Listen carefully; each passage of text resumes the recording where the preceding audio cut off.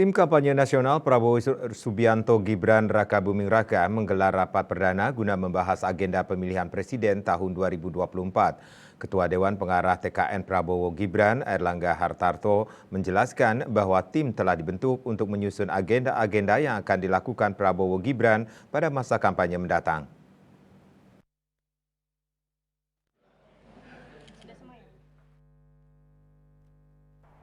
Bertempat di kantor DPP Pusat Partai Golkar di kawasan Anggrek Nelly Slipi, Jakarta Barat, tim kampanye nasional Prabowo Subianto Gibran Rakabuming Raka menggelar rapat perdana guna membahas agenda pemilihan presiden tahun 2024. Ketua Dewan Pengarah TKN Prabowo Gibran Airlangga Hartarto menjelaskan bahwa tim telah dibentuk untuk menyusun agenda-agenda yang akan dilakukan Prabowo Gibran pada masa kampanye mendatang.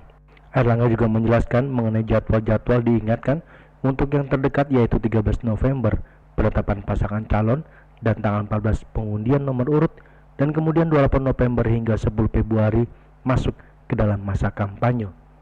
Airlangga juga menambahkan agenda masing-masing capres dan cawapres yang sudah terjadwal juga dibahas oleh TKN dalam rapat, termasuk agenda yang melibatkan partai politik pendukung Prabowo Gibran yang tergabung dalam Koalisi Indonesia Maju. Dewan Pengarah, kemudian Pak Hasim Dodo Hadikusumo juga hadir, kemudian juga Pak Ludwig dan Pak Nusron Wahid selaku sekretaris.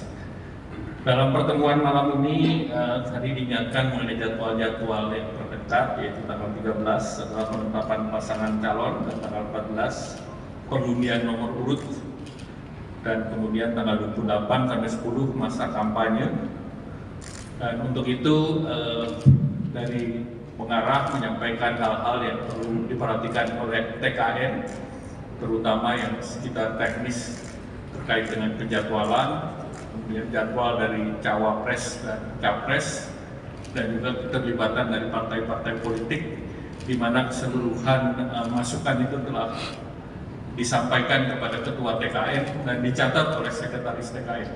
Dan oleh karena itu tim pengarah secara periodik akan terus memberikan masukan. Dari Jakarta, Julius Suharto dan Ketut Sumadiase melaporkan.